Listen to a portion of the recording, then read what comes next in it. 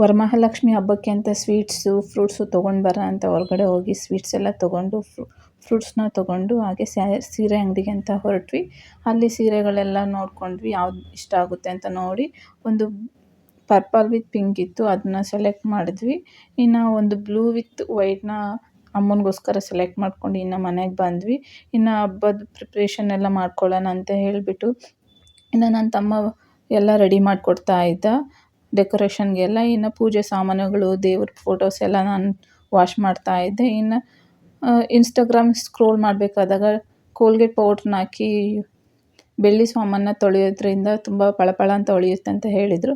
So ನಾನು try ಮಾಡಿದೆ, ತುಂಬಾ ಚೆನ್ನಾಗಿ ಹೊಳಿತಾ ಇತ್ತು. ಹಾಗೆ ಏನೇನು ಬೇಕು ಅಂತ ಎಲ್ಲ ರೆಡಿ ಮಾಡ್ಕೊತಾ ಇದ್ದೆ. ಅಮ್ಮನಿಗೆ ಮುಖವಾಡ ಆಗಿರ್ಬೋದು, ಕಾಯಿ, ಒಡ್ಲಕ್ಕಿ, ದುಡ್ಡು ಎಲ್ಲ ರೆಡಿ ಮಾಡ್ಕೊತಾ ಇದ್ದೆ. ಇನ್ನು ಅಮ್ಮ ಅಡುಗೆಗೆಲ್ಲ ರೆಡಿ ಮಾಡ್ತಾಯಿದ್ದು.